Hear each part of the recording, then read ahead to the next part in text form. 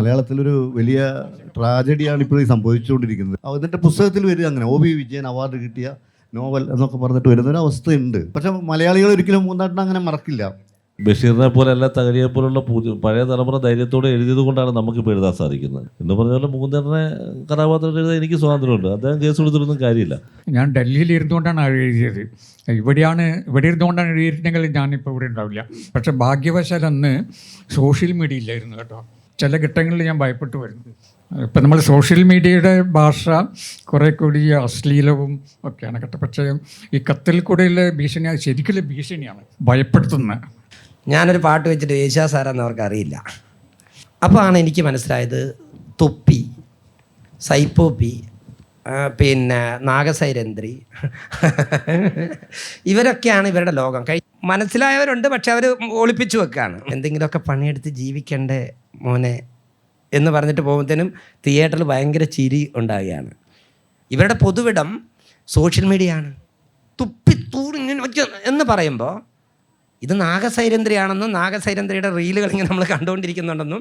നമ്മളെല്ലാവരും സ്ഥലകാലങ്ങൾ ബന്ധിതരാണ്. കാരണം ഒരു 500 വർഷം പഴയ ഒരു എഴുത്തുകാരനെ അപൂർവമായിട്ട് നമ്മൾ ഓർത്തിരിക്കുന്നുള്ളൂ. ഒരു ഷേക്സ്പിയറോ അല്ലെങ്കിൽ കാളിദാസനോ അങ്ങനെയൊക്കെ ഓർത്തിരിക്കുന്നുള്ളൂ. 5000 വർഷം മുമ്പ് കഥ പറഞ്ഞ ആരെയും നമുക്കറിഞ്ഞുകൂടാ. ഒരു പഞ്ചായത്തിൽ തന്നെ 10 ലൈബ്രറിയൊക്കെ നമുക്കുണ്ട്. അത് വേറെ ലോകത്തിൽ തന്നെ അപൂർവമായിട്ടേ അതുള്ളൂ. അവിടെ ആളുകൾ കയറുന്നുണ്ടോ വായിക്കുന്നുണ്ടോ എന്നുള്ളത് വേറൊരു കാര്യം. 1925 തൊട്ട് മലയാള സാഹിത്യത്തെ നിർണ്ണയിക്കുന്നതിൽ ഈ വിവർത്തനത്തിന് വലിയ പങ്കുണ്ട്. പാവങ്ങളുടെ തർജ്ജിമ. ആ കാലത്ത് തന്നെയാണ് കേസരിയുടെ നവലോകം എന്ന് പറയുന്ന പുസ്തകം വരുന്നത്. നമ്മുടെ ചിന്തയിലും നവലോകം സൃഷ്ടിച്ചിട്ടുള്ളതാണ്. പിന്നീട് ബംഗാളി നോവലുകളുടെ, ധാരാളം വിദേശ നോവലുകളുടെ. പക്ഷെ നമ്മുടെ നോവലുകൾ അത്ര കണ്ട് പുറത്തേക്ക് പോയിട്ടില്ല എന്നുള്ളൊരു വലിയ നിരാശയും ആർത്തത്തിലുണ്ട്. പക്ഷെ സമീപകാലത്ത് മുൻപ് കാണാത്ത വിധം ഇപ്പം മീശയും ആഗസ്റ്റ് 17 ഉൾപ്പെടെയുള്ള ഹരീഷിൻ്റെ കൃതികൾ, മൂന്നാറിൻ്റെ കൃതികളൊക്കെ, നേരത്തെ ബിനോയുടെ കൃതികളൊക്കെ ഇംഗ്ലീഷിലേക്ക് വരുന്നു അല്ലെങ്കിൽ വന്നുകൊണ്ടിരിക്കുന്നു എന്നുള്ളത് ഒരു പ്രത്യാശയുടെ വാതിൽ തുറന്നിടുന്നുണ്ട് എന്നുള്ളതിൻ്റെ സൂചനയായിട്ട് തന്നെ കാണാം. കാരണം നമ്മളങ്ങനെ ഒരു നാട്ടുപൗരൻ അല്ലെങ്കിൽ ഏതും പ്രദേശത്ത് ഒതുങ്ങി നിൽക്കുന്ന ആളല്ലല്ലോ. എല്ലാവരും വിശ്വപൗരന്മാരാണ്. അല്ലാതെ പൊതുവേ ഒരു വിശ്വപൗരൻ എന്ന് പറഞ്ഞ ഒരാളില്ല. അതിനകത്ത് ഇപ്പോൾ ഏറ്റവും പുതുതായി ഹരീഷിൻ്റെ പട്ടുനൂൽപ്പുഴു ഒരു ഇൻ്റർനാഷണൽ ലെവലിൽ പബ്ലിഷ് ചെയ്യാനുള്ള അതിലേക്ക് തിരഞ്ഞെടുക്കപ്പെട്ടിട്ടുണ്ട്. അപ്പം ഇത് നമ്മുടെ ഈ വിവർത്തനം എന്നൊക്കെ പറയുന്നത് പെൻഗിൻ ബുക്സ് ഒക്കെ ഇവിടെ പബ്ലിഷ് ചെയ്യും. ഇന്ത്യയിൽ ഒരു കുറച്ച് കോപ്പി ഓടും എന്നല്ലാതെ അതിന് ലോകത്തിന് മുന്നിലേക്ക് ശ്രദ്ധിക്കപ്പെടുന്ന ഒരു ഇതില്ല. അതേസമയം ഇപ്പോൾ ആദ്യമായിട്ടാണ് പട്ടുനൂൽപ്പുഴു, അത് ഹരീഷ് ഭായി എന്നെ പറ്റി പറയുമെന്ന് എനിക്ക് തോന്നുന്നു. പട്ടുനൂൽപ്പുഴു എന്ന് പറയുന്ന നോവല് ലോക ശ്രദ്ധയിൽ എത്തത്തക്ക വിധത്തിൽ ഇൻ്റർനാഷണലി പബ്ലിഷ് ചെയ്യാനുള്ള, അത് വിശദമായിട്ടൊന്ന് പറഞ്ഞാൽ. അത് വിശദമാക്കാനൊന്നുമില്ല. പെൻ എന്ന് പറഞ്ഞൊരു സംഭവമുണ്ട്. PN പെൻ എന്ന് പറഞ്ഞാൽ ഇംഗ്ലണ്ടിലുള്ള. അപ്പോൾ അവരെല്ലാ വർഷവും സൗത്ത് ഏഷ്യൻ ഭാഷകളിൽ നിന്നുള്ള തർജ്ജമകൾക്ക് സഹായം ചെയ്യുന്നുണ്ട്. തർജ്ജമ ചെയ്യാനും അതോടൊപ്പം അത് ഇംഗ്ലണ്ടിൽ പ്രസിദ്ധീകരിക്കാനുള്ള സഹായം ചെയ്യുന്നുണ്ട്. അപ്പോൾ അങ്ങനെ തിരഞ്ഞെടുക്കപ്പെട്ട കൃതികളാണ്. ബാനു മുഷ്താഖിൻ്റെ കൃതി കഴിഞ്ഞ മുമ്പത്തെ വർഷം തിരഞ്ഞെടുത്ത് ബാനു മുഷ്താഖിൻ്റെയാണ്. അതുപോലെ നമുക്കും അങ്ങനെ സാധ്യത വന്നിട്ടുണ്ട്. അതാണ് പറയുന്നത്. മലയാളത്തിൽ നിന്ന് ആദ്യമായിട്ടാണോ? മലയാളത്തിൽ നിന്ന് ആദ്യമായിട്ടാണ് അങ്ങനെ ഒരു സന്തോഷമുള്ള കാര്യമാണത്. കാരണം നമ്മളെ ഒരു പുസ്തകം, കാരണം ആ പുസ്തകം വളരെ വേറിട്ട് നിൽക്കുന്നതാണ് എന്തുകൊണ്ടും. കാരണം സമകാലിക മലയാള നോവൽ ഇപ്പോൾ കഴിഞ്ഞ ആഴ്ച മൂന്നാട്ടിൻ്റെ വീട്ടിൽ ഇന്ന് സംസാരിക്കുന്നതിനിടയിൽ മൂന്നാട്ടൻ വളരെ ഇങ്ങനെ നേരിട്ട് പറയുന്നതിൽ തെറ്റിദ്ധരിക്കരുത്, മൂന്നാട്ടൻ്റെ പുതിയ നോവലുകളെക്കുറിച്ച് വളരെ ആവേശഭരിതനായിരുന്നു. സമീപകാലത്ത് വന്നിട്ടുള്ള നോവലുകളെ കുറിച്ചിട്ട്. കാരണം മൂന്നാട്ടിൻ്റെ മേശപ്പുറത്ത് ആ നോവലുകളെല്ലാം ഉണ്ടായിരുന്നു. എല്ലാ നോവലുകളും മരണവംശം ഉൾപ്പെടെ മൂന്നാട്ടൻ വളരെ വാദോരാതെ സംസാരിക്കുകയായിരുന്നു. കാരണം ഈ ഇങ്ങനെ ഒരു നോവൽ പ്രസ്ഥാനത്തിന് ഇങ്ങനെ ഒരു പരിധി ഇല്ലാത്ത വിധത്തിലുള്ളൊരു വളർച്ച നേടാൻ കഴിഞ്ഞതിൽ മൂന്നാട്ടൻ വളരെ ചാരിതാർത്ഥ്യത്തോടെ അന്ന് സംസാരിച്ചിരുന്നത് അല്ലേ, ഓർമ്മയില്ലേ? അപ്പോൾ ഈ കാലം എന്ന് പറയുന്നത് ഒരു കൃതിയുടെ നമുക്ക് പിന്നെ ഒന്ന് നിർത്തിയിട്ട് പിന്നെ നിങ്ങളുടെ അഭിപ്രായത്തിലേക്ക് വരാം, നിങ്ങളുടെ നിർദ്ദേശങ്ങളിലേക്ക് വരാം. ഈ കാലമെന്ന് പറയുന്നത് ഇതിവൃത്തപരമായൊരു കാലമുണ്ട്, എഴുതുന്ന ഒരു കാലമുണ്ട്, വായിക്കപ്പെടുന്ന ഒരു കാലവുമുണ്ട്. അപ്പം ഇങ്ങനെ ഒരു 19 വർഷം മുമ്പ് എഴുതിയ ഒരു കൃതി ഇപ്പോഴും വായിക്കുന്നതും ഒരു ചരിത്ര പശ്ചാത്തലത്തിൽ എഴുതിയ കൃതി വായിക്കുന്നതും ഒക്കെ അതിൻ്റേതായ പരിമിതികളുണ്ട്. പക്ഷേ അതേ സമയത്ത് ഈ എഴുത്തിൻ്റെ രചനാകാലവും പ്രമേയ പരിസരവും ഒക്കെ നമ്മൾ അത്ഭുതപ്പെടുത്തിയ നോവലുകൾ. ഇപ്പോൾ ഉറൂബിൻ്റെ സുന്ദരികളും സുന്ദരന്മാരും ഒക്കെ മലയാളത്തിൽ വേറിട്ട് നിൽക്കുന്ന ആഖ്യാനമാണ്. അപ്പോൾ മൂന്നാട്ടിന് ഈ ഇങ്ങനൊരു സങ്കല്പത്തെക്കുറിച്ച് അല്ലെങ്കിൽ ഇത്തരം ഒരു ആശയത്തെക്കുറിച്ച് എന്താ അഭിപ്രായം? എഴുത്തിൻ്റെ ഒരു പ്രശ്നം, നമുക്ക് എഴുത്ത് വർത്തമാന കാലത്തിൽ ഇരുന്നുകൊണ്ട് മാത്രമേ സാധിക്കുള്ളൂ. ഭൂതകാലത്തിൽ ഇരുന്നുകൊണ്ട് നമുക്ക് എഴുതാൻ കഴിയില്ല, ഭാവി കാലത്തിൽ ഇരുന്നുകൊണ്ട് എഴുതാൻ കഴിയില്ല. അപ്പം വർത്തമാന കാലത്തിൽ ഇരുന്നുകൊണ്ട് മാത്രമേ എഴുതാൻ കഴിയുള്ളൂ. അപ്പം പിന്നെ പവിത്രൻ സൂചിപ്പിച്ചതുപോലെ ആദിത്യനും രാധയും മറ്റു ചിലരുന്ന നോവലിലാണ് ഞാൻ ഈ കാലത്തെക്കുറിച്ച് ചിന്തിച്ചത്. അതിനുള്ള ഒരു കാരണമാണ് ഈ നാലപ്പാട്ട് നാരായണമേനോൻ്റെ ഒരു പുസ്തകം ഉണ്ടല്ലോ, ആർഷഭാരതം. ഈ ആർഷഭാരതത്തിലാണ് നമ്മൾ ഈ കാലത്തെക്കുറിച്ച് നമ്മളെ ഭ്രമിപ്പിക്കുന്ന ചില സങ്കല്പങ്ങളുണ്ട്. ഒരുപാട് മന്വന്തരങ്ങളാണ് പറയുന്നത്. ഒരു മന്വന്തരം എന്നൊക്കെ പറഞ്ഞാൽ എത്രയോ ലക്ഷം വർഷങ്ങളാണ് കേട്ടോ. അങ്ങനെ ഇങ്ങനെ ലക്ഷങ്ങൾ കോടിക്കണക്കിന് വർഷങ്ങൾ, ഇതാണ് കാലസങ്കല്പങ്ങൾ. അപ്പം അങ്ങനെയുള്ളൊരു സങ്കല്പത്തിൽ ഇരുന്നുകൊണ്ട് നമുക്ക് എഴുതാനും കഴിയില്ല. നമുക്കാവശ്യം നമ്മുടെ വർത്തമാന കാലമാണ്. അപ്പം ഞാൻ ശ്രമിക്കുന്നത് എപ്പോഴും ഈ പറയുന്ന ഈ ലക്ഷം കോടി അല്ലെങ്കിൽ ലക്ഷം വർഷങ്ങൾ അല്ലെങ്കിൽ കോടി വർഷങ്ങൾ, ഈ മന്വന്തരങ്ങൾ, ഇതിനൊക്കെ കുറുക്കിയെടുത്തിട്ട് കുറുക്കി നമ്മുടെ വർത്തമാനത്തിലേക്ക് കൊണ്ടുവരിക. എൻ്റെ കാലം ഇതാണ്, അതിനാണ് ഞാൻ ശ്രമിക്കുന്നത്. അങ്ങനെ കുറുക്കിയെടുത്തിട്ട് നമ്മുടേതായിട്ടുള്ള ഒരു ചെറിയൊരു വൃത്തം ഉണ്ടാക്കുക, അവിടെ ഇരുന്നുകൊണ്ട് നമ്മൾ എഴുതുക എന്നുള്ളതാണ്. അതാണ് ഈ കാലത്തെക്കുറിച്ചുള്ള സമസ്യകളെ അഭിമുഖീകരിക്കാനുള്ള ഒരു സാധ്യത. പിന്നെ നമ്മൾ കാലം എന്നുള്ളത് നമ്മൾ എഴുതുമ്പോൾ അതിൻ്റെ ചിലപ്പോഴും നമ്മൾ എഴുതുന്നുണ്ടെങ്കിൽ നമ്മൾ എഴുതുന്നത് എഴുത്തിലെ കാലം വളരെ പിറകിലായിരിക്കും. ചിലപ്പോൾ ആത്രേയം നോക്കുക, രാജൽ ആത്രേയം മഹാഭാരതത്തിൻ്റെ കാലത്തല്ലേ ഉള്ളത്. അപ്പം എത്ര 4000 കൊല്ലമോ 5000 കൊല്ലമോ. പക്ഷെ അത് വായിക്കുമ്പോൾ ഇപ്പം നടക്കുന്ന പോലെ എനിക്ക് തോന്നിയത്. ആത്രേയം വായിക്കുമ്പോൾ ഇത്രയും വർഷങ്ങൾക്ക് മുമ്പുള്ളതല്ല, ഇപ്പോഴും നടക്കുന്ന ഒരു കഥ പോലെ തോന്നുന്നുണ്ട്. അതാണ് നോവലിസ്റ്റിൻ്റെ മിഴുക്കെന്ന് പറയുന്നത് കേട്ടോ. നമ്മളിപ്പം നേരത്തെ പറഞ്ഞ 1,00,000 കൊല്ലം മുമ്പുള്ളോ എത്രയോ പഴയ കാലം മുമ്പുള്ള ഒരു കഥ പറയുമ്പോഴും അത് നമ്മൾ വായിക്കുന്നവർക്കും എഴുതുന്നവർക്കും ഇപ്പോൾ നടക്കുന്നതാണെന്ന് തോന്നണം. അപ്പം അങ്ങനെയുള്ള ഒരു എഴുത്താണ്. അതാണ് ഈ കാലം എന്നുള്ളത് വലിയൊരു വെല്ലുവിളിയാണ് എഴുത്തുകാരനെ സംബന്ധിച്ചിടത്തോളം. അപ്പം അതിനെ അഭിമുഖീകരിക്കാനുള്ള ഒരു തയ്യാറെടുപ്പ് നമ്മളുണ്ട്. അതിനുള്ള പരിഹാരം ഇതാണ്. കാലം ഇങ്ങനെ പരന്നു കിടന്നുള്ളട്ടെ, പക്ഷേ നമ്മളിരിക്കുന്ന ഈ നിമിഷത്തിലാണ് നമ്മൾ എഴുതുന്നത്. അത് നമ്മൾ എഴുതുന്ന വിഷയം എത്ര പഴയതായാലും എഴുതുമ്പം നമുക്കത് വർത്തമാനകാലമാണ്. 5000 കൊല്ലം മുമ്പുള്ളൊരു കഥ പറയുമ്പോഴും നമ്മൾ എഴുതുമ്പോഴും അത് 5000 വർഷം മുമ്പുള്ളതല്ല, ഇപ്പോഴത്തേതാണെന്നല്ല. അപ്പോൾ ഇതാണ് ഈ കാലം എഴുത്തിൽ എന്നെ സംബന്ധിച്ച് എനിക്ക് വലിയ പ്രശ്നം ഉണ്ടാക്കിയിട്ടുണ്ട്. ഈ കാലം എന്നുള്ളത് എന്താണ് കാലം എന്നുള്ളത്, ഏത് കാലത്തിലിരുന്നുകൊണ്ടാണ് ഞാൻ എഴുതേണ്ടത് എന്നൊക്കെയുള്ള അതിനുള്ള ഒരു ചെറിയൊരു ശ്രമമായിരുന്നു ആദിത്യനും രാധയും മറ്റ് ചിലരും എന്നുള്ളത്. അതിൽ ഞാൻ കാലത്തിനെ ഫിസിക്കലായിട്ട് കാണിക്കുന്നുണ്ട്. അതായത് ഒരാൾ ഓട്ടോറിക്ഷയിലേക്ക് പോകുമ്പോൾ ഓട്ടോറിക്ഷക്കാരൻ അവിടേക്ക് നിർത്തുകയാണ്, അപ്പോട്ട് പോകാൻ പറ്റില്ല. അപ്പം ഓട്ടോറിക്ഷയിൽ ഇരിക്കുന്നത് കുറച്ച് എന്തുകൊണ്ട് അത് 18-ാം നൂറ്റാണ്ടാണ്, അന്ന് ഓട്ടോറിക്ഷ ഇല്ലാന്ന് കേട്ടോ. അപ്പം അങ്ങനെ കാലത്തിനെ ഫിസിക്കലായിട്ട് സങ്കല്പിക്കാനുള്ള ഒരു ശ്രമം കൂടി നടത്തിയിട്ടുണ്ട്. സമയ പരിമിതികളുണ്ട് നമുക്ക് ഓരോ സെഷനിലും.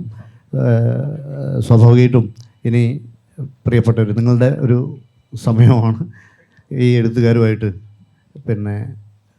സംവദിക്കാം. ചോദ്യങ്ങൾ പരമാവധി ഒറ്റവാക്യത്തിലൊക്കെ ഒതുക്കുകയാണെങ്കിൽ നമുക്ക് നമ്മുടെ പ്രിയപ്പെട്ട എഴുത്തുകാരുമായിട്ട് കുറച്ചുകൂടി സമയം കൂടുതൽ സംസാരിക്കാൻ കിട്ടും. മുകുന്ദേട്ടൻ്റെ നോവലുകൾ കാലദേശാധിവർത്തിയാണെന്ന് ഞാൻ മനസ്സിലാക്കുന്നു. പഴയ കാലത്തെയും ഏറ്റവും പുതിയ കാലത്തെയും കഥാപാത്രങ്ങൾ അദ്ദേഹത്തിൻ്റെ ഏറ്റവും പുതിയ നോവലിൽ വരെ നമുക്ക് വായിച്ചെടുക്കാൻ കഴിയും. പിന്നെ സോഷ്യൽ മീഡിയ വരുന്നതിൻ്റെ എത്രയോ മുമ്പേ, ലാപ്ടോപ്പും മൊബൈൽ ഫോണും ഉപയോഗിക്കുന്നതിന് മുമ്പേ അദ്ദേഹത്തിൻ്റെ നോവലുകളിൽ അത് വായിച്ചിട്ടുണ്ട്. ഞാനിപ്പോൾ ചോദിക്കുന്നത് ഒരു വിവാദ ചോദ്യമായി കരുതരുത്. മുകുന്ദേട്ടൻ്റെ കഥാപാത്രങ്ങൾ പലതും കമ്മ്യൂണിസ്റ്റ് ആശയങ്ങൾ, കമ്മ്യൂണിസ്റ്റ് ചിന്താഗതിയുള്ള കഥാപാത്രങ്ങളാണ്. പുതിയ കാലത്തെ കമ്മ്യൂണിസ്റ്റ്, ന്യൂജൻ കമ്മ്യൂണിസ്റ്റ് ചെറുപ്പക്കാരെക്കുറിച്ച് ഇനിയൊരു നോവൽ എഴുതാൻ മുകുന്ദേട്ടൻ ശ്രമിക്കുമോ?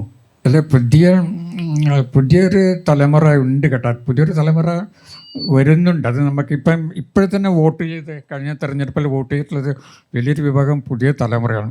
അപ്പം പുതിയ തലമുറയെ അഭിമുഖീകരിക്കാൻ നമുക്ക് പുതിയ ഒരു ആഖ്യാന രീതി ആവശ്യമാണ്. ഈ പഴയ രീതിയിൽ നമുക്ക് സാധിക്കില്ല. അപ്പോൾ പുതിയ തലമുറ എങ്ങനെ ചിന്തിക്കുന്നു എന്നുള്ളത്. പിന്നെ എൻ്റെ അനുഭവത്തിൽ കമ്മ്യൂണിസത്തെക്കുറിച്ചാണല്ലോ പറഞ്ഞത്. ഇപ്പോഴും ഈ പുതിയ തലമുറയിൽ ഇപ്പം ഐ ടി രംഗത്ത് ഇപ്പം നമ്മൾ ബാംഗ്ലൂരിൽ പോയി കഴിഞ്ഞാൽ അവിടെ കൂടുതലും IT മേഖലയിൽ പ്രവർത്തിക്കുന്നവരാണ്. നിങ്ങൾ രാജു വളത്തായി ബാംഗ്ലൂരുകാരനാണല്ലോ. അപ്പോൾ ഈ IT കുട്ടികളെ കാണുമ്പോൾ നമ്മൾ വിചാരിക്കും ഇവരുടെ വേഷവും സംസാരം കേൾക്കുമ്പോൾ ഇവർക്ക് സാമൂഹിക പ്രതിബദ്ധതയൊന്നും ഇല്ല, ഇവർ വളരെ മെറ്റീരിയലിസ്റ്റിക് ആണെന്നുള്ള. പക്ഷെ ഞാൻ അവിടെ പോയപ്പോൾ ഒരുപാട് പേര് IT കുട്ടികൾ കമ്മ്യൂണിസ്റ്റുകാർ കേട്ടോ, പണ്ടത്തെ SFIക്കാരൊക്കെ ഉണ്ട്. അപ്പോൾ കമ്മ്യൂണിസത്തിന് ഒരു പുതിയൊരു അതിങ്ങനെ മാറി ഇവോൾവ് ചെയ്തിട്ട് അതൊരു പുതിയൊരു ആധുനികമായിട്ടുള്ള ഒരു കമ്മ്യൂണിസം, ആധുനികമെന്ന് വിളിക്കാൻ പറ്റില്ല, പക്ഷേ പിന്നെ ഇപ്പോഴത്തെ ഒരു യുവത്വത്തിൻ്റെതായിട്ടൊരു കമ്മ്യൂണിസം ഉണ്ട്. അത് പഴയ കമ്മ്യൂണിസം അല്ല കേട്ടോ. അത് ആ യുവത്വം കാണുന്ന ഒരു കമ്മ്യൂണിസം ഉണ്ട്, അതിനെക്കുറിച്ച് എഴുതാവുന്നതാണ് കേട്ടോ. പക്ഷേ എനിക്കിപ്പോൾ രാഷ്ട്രീയം എഴുതാൻ വലിയ ബുദ്ധിമുട്ടാണ്.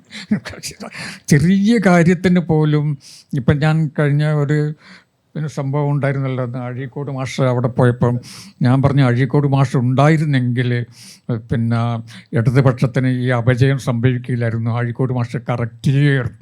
അതിന് ഞാൻ കേട്ട തെറി കേട്ടോ പിന്നെ ഫേസ്ബുക്കിൽ. അപ്പോൾ ഇപ്പം സത്യം പറഞ്ഞു കഴിഞ്ഞാൽ ഞാൻ കമ്മ്യൂണിസ്റ്റ് പാർട്ടിയെ പറ്റി അല്ല, മാഷ് കറക്റ്റ് ചെയ്യായിരുന്നല്ലോ.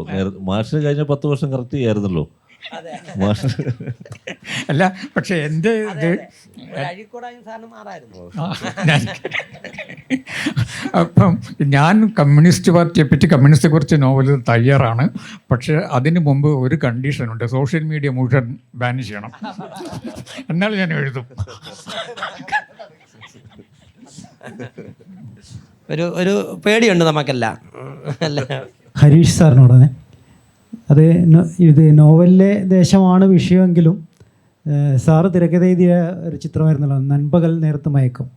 അതിൽ ഈ പറഞ്ഞ കേന്ദ്ര കഥാപാത്രം ഒരു ദേശത്ത് നിന്ന് നേരെ ഒരു ദിവസം പെട്ടെന്നിറങ്ങി മറ്റൊരു ദേശത്തേക്ക് കടന്നു പോകുന്ന അതിമനോഹരമായിട്ടുള്ള ഒരു ദൃശ്യമാണ് അതിൻ്റെ അത് കാണാൻ പറ്റുന്നത്. എനിക്ക് തോന്നുന്നു സിനിമ മലയാളത്തിൽ ഇറങ്ങിയതിൽ തന്നെ ഒരു വഴിത്തിരിവായിട്ടുള്ള ഒരു ചിത്രമായിരുന്നു. അപ്പോൾ അതിൻ്റെ ആ തിരക്കഥേൻ്റെ ഒരു അനുഭവം, കാരണം ലിജോ സാറിൻ്റെ കഥയായിരുന്നു, അതിൻ്റെ ഒരു അനുഭവം എന്താ പറയുക ദേശമായിട്ട് ബന്ധപ്പെടുത്തിയിട്ട്. നമുക്ക് തമിഴ് ദേശത്തോട് നമുക്ക് വലിയൊരു താല്പര്യമുണ്ട്. പൊതുവെ മലയാളികൾക്ക് വലിയൊരു താല്പര്യമുണ്ട്. തമിഴ് ഫുഡ്, തമിഴ് ആചാര രീതികൾ, തമിഴിലെ ആ ഭാഷയോട് തന്നെ നമുക്കൊരു താല്പര്യമുണ്ട്. കാരണം നമ്മൾ പൊതുവായൊരു ഭാഷയിൽ നിന്ന് ഉരുത്തിരിഞ്ഞതാണ് നമ്മുടെ 2 ഭാഷയും. ഒരു പഴയ തമിഴിൽ നിന്നാണ് ഇന്നത്തെ തമിഴെന്ന് പറയാൻ പോലും പറ്റില്ല, ഒരു മൂലദ്രാവിഡ ഭാഷ എന്ന് പറയാവുന്ന ആ തരത്തിൽ നിന്നാണ് നമ്മുടെ 2 ഭാഷ ഉരുത്തിരിഞ്ഞത്. അപ്പം നമുക്ക് വലിയൊരു താല്പര്യം ആ സ്ഥലത്തോടുണ്ട്. എനിക്ക് തമിഴ്നാട്ടിലിടയ്ക്ക് പോകുന്നത് ഇഷ്ടമാണ്, അവിടുത്തെ ഭക്ഷണം കഴിക്കുന്നത് ഇഷ്ടമാണ്. ഇതേ ഒരു താല്പര്യം പങ്കുവെക്കുന്ന ആളാണ് ലിജോ. ലിജോയുടെ അമ്മയുടെ അച്ഛൻ ഒരു തമിഴായിരുന്നു. അപ്പം അങ്ങനെ ഒരു തമിഴ്നാട്ടിലോട് ഞങ്ങൾക്ക് കോമണായൊരു താല്പര്യമുണ്ട്. അതിനകത്തെ മമ്മൂട്ടിയുടെ കഥാപാത്രത്തിൻ്റെ പേര് ജെയിംസ് എന്നാണ്, ലിജോയുടെ മുത്തച്ഛൻ്റെ പേരും ജെയിംസ് എന്നായിരുന്നു. അപ്പോൾ അങ്ങനെ ഒരു താല്പര്യത്തിൽ നിന്ന് ഞങ്ങൾ 2 പേരുടെയും ആലോചനയിൽ നിന്നാണ് അങ്ങനൊരു സിനിമ ഉണ്ടായത്. ഇപ്പോൾ തമിഴ്നാട്ടിൽ പോകാനും യാത്ര ചെയ്യാനും അവിടുത്തെ തീർത്ഥാടന കേന്ദ്രങ്ങൾ സന്ദർശിക്കാനും അങ്ങനെ ഒരുപാട് കോമൺ താല്പര്യങ്ങൾ ഞങ്ങൾക്കുണ്ട്. അതിൽ നിന്ന് ഉണ്ടായൊരു കഥയാണത്. അത് ഒരു നമ്മൾ പലപ്പോഴും ദേജാവു എന്നൊക്കെ പറയുന്ന പോലെ ആലോചിക്കുകയല്ലേ. ഒരു സ്ഥലത്ത് റിപ്പുവാൻ വിങ്കൽ എന്ന് പറഞ്ഞ കഥയെക്കുറിച്ച് കേട്ടിട്ടുണ്ടല്ലോ. ഒരു കാലത്തിൽ വേറൊരു കാലത്തിൽ ഉയർത്തെഴുന്നേക്കുന്നത് ഒരു 10-20 വർഷത്തിന് ശേഷം ഉറങ്ങിയ ആൾ ഉണരുന്നതിനെക്കുറിച്ച് കഥയുണ്ടല്ലോ എന്ന് പറഞ്ഞ പോലെ ഒരു സങ്കല്പത്തിൽ നിന്ന് നമ്മുടെ വൃത്തത്തിൽ നിന്നുണ്ടാക്കിയൊരു കഥയാണത്. അങ്ങനെയാണ്. യെസ്, ഈ ഒരു ചെറിയ സമയം ഞാൻ എടുത്തോട്ടെ. വിനോദ് സാറിനോടാണ്. അല്ലല്ല, ഞാനത് എൻ്റെ വീട് ഇരുട്ടിയാണ്, എൻ്റെ നാട് ചരലാണ്. അപ്പം ഞാൻ അങ്ങനെ ഉദ്ദേശിച്ച് പറഞ്ഞല്ല. അപ്പം നമ്മൾ നാട്ടുകാരാണ്, അപ്പം അറിയാലോ. അല്ല ഞാനത് ഒരു സെക്കൻഡ് ഞാൻ പറയട്ടെ. എന്നറിയാം, ഞാനത് ഇവിടെ ഒരു സബ്ജക്റ്റ് ഞാൻ ആലോചിച്ചുകൊണ്ട് വന്ന സബ്ജക്റ്റ് പറയാനുള്ള ഒരു പോയിന്റായിട്ട് മാത്രമേ എടുത്തിട്ടുള്ളൂ. അത്രേ ഉള്ളൂ.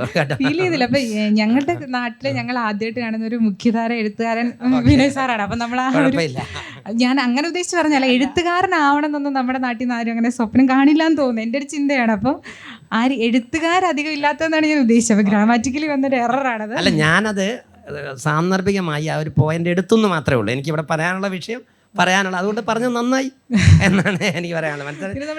അല്ലെങ്കിൽ എനിക്കത് പറയാൻ കഴിയില്ല. കൂട്ടത്തേക്ക് നടത്തുന്ന കള്ളക്കടത്തുണ്ടല്ലോ, അതൊക്കെ എൻ്റെ പപ്പയും അവരൊക്കെ ഇങ്ങനെ ഭയങ്കര ആഘോഷത്തിൽ ചെയ്തുകൊണ്ടിരുന്ന ഒരു പ്രവൃത്തിയാണ്. നമുക്ക് അതിൻ്റെ ഒരു എക്സൈറ്റ്മെന്റ് ഉണ്ടല്ലോ, അങ്ങനെ പറഞ്ഞാട്ടോ. ഓക്കെ, നമസ്കാരം മാഷേ. വിനോയ് മാഷിനോടാണ്.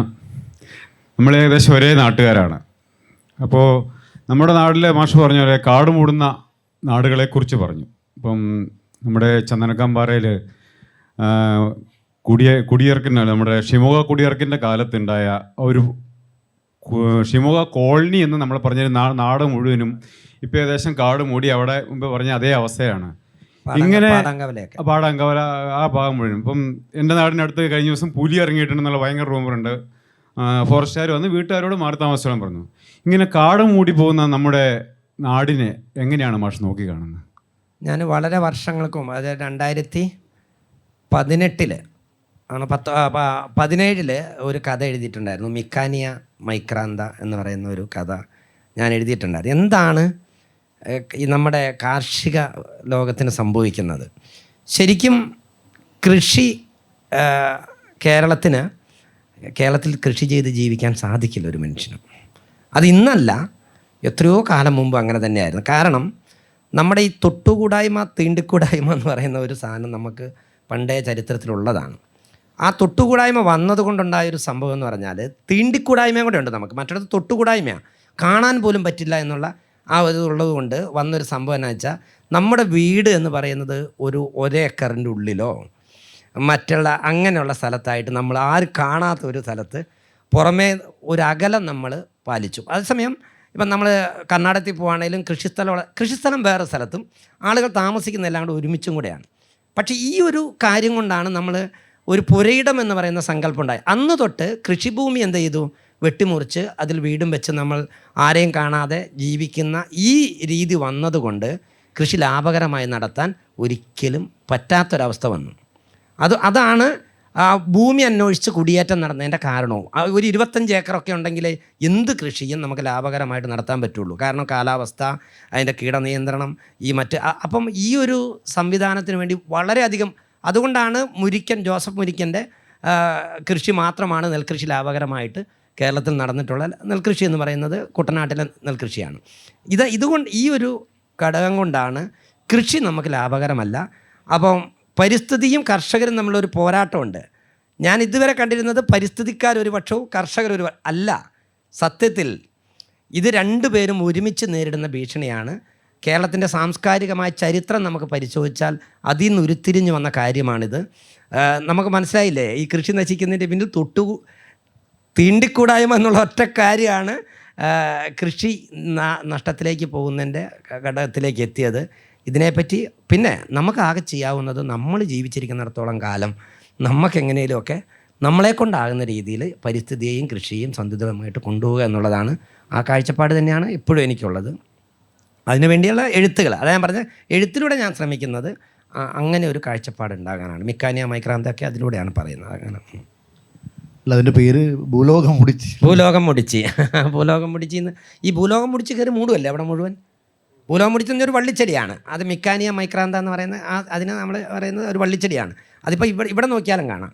ഇപ്പം നമ്മൾ ഈ പുറത്തൊക്കെ ഇറങ്ങിയാൽ റോഡ് സൈഡിലെല്ലാം ഈ ഭൂലോകം മുടിച്ച് കയറി മൂടുന്ന ഒരു കാലമാണ്. അതാ ഞാൻ പറഞ്ഞത്. അപ്പോൾ അത് നോവൽ ദേശവും കാലവും, ആ കാലത്തെ പറ്റി ഒരു കാര്യം കൂടെ ഞാൻ പറഞ്ഞിട്ട്, കാലം എന്നെ ഏറ്റവും ഈ അടുത്ത കാലത്ത് പ്രചോദിപ്പിച്ച എനിക്ക് ടൈം ട്രാവൽ, ടൈം ലൂപ്പൊക്കെ എഴുതാൻ ഭയങ്കര ഇഷ്ടമാണ്. ഞാൻ ഒരെണ്ണം ശ്രമിച്ചു നോക്കിയിട്ടുണ്ട്. തർക്കമന്ദിരം എന്ന് പറയുന്നൊരു നോവലേറ്റ്, അതിലൂടെ ഈ ടൈം ട്രാവൽ എന്ന് പറയുന്നത്, അത് ബുക്കായിട്ടില്ല, കഴിഞ്ഞ വാർഷികപ്പതിപ്പ് വന്നുള്ളൂ. അപ്പം എന്നെ ഏറ്റവും അത്ഭുതപ്പെടുത്തിയ ഒരു ടൈം ട്രാവൽ ഈ പട്ടുനൂൽ പുഴുവിലാണ്. പട്ടുനൂൽ പുഴുവിൻ്റെ അവസാനം നമ്മൾ എത്തുമ്പം അമ്മയാണോ ജീവിച്ചിരുന്നത്, ഈ സാംസയാണോ ജീവിച്ചിരുന്നത്, മരിച്ചു പോയത് എപ്പോഴാണ്, ഈ മരിച്ച പെൺകുട്ടി ഇപ്പോൾ ഉണ്ടോ, മരിച്ച പെൺകുട്ടി തന്നെയാണോ അമ്മ എന്ന ഈ ടൈമിനെ മൊത്തത്തിൽ അവസാനത്തെ ഒരു അധ്യായം കൊണ്ട് പുള്ളി വളരെ സിമ്പിളായിട്ട് ടൈമിനെ പൊളിച്ച് അത്രയും മനോഹരമായൊരു ടൈം ട്രാവൽ ഞാൻ ഒരു സിനിമകളിലും കണ്ടിട്ടില്ല. കാരണം ഇൻഡർസ്റ്റെല്ലാർ പോലുള്ള സിനിമയിൽ ടൈം ട്രാവലിനെ നമ്മൾ വളരെ ഇതായിട്ട് കൊണ്ടുവരുന്നുണ്ട്. ഇത് വളരെ ലളിതമായി ടൈമിനെ പുള്ളി കൈകാര്യം ചെയ്ത കാര്യം ഞാൻ പെട്ടെന്ന് ഓർത്തുന്നേ ഉള്ളൂ. ബീർ മേടിച്ചുതരാം. Okay, thank U.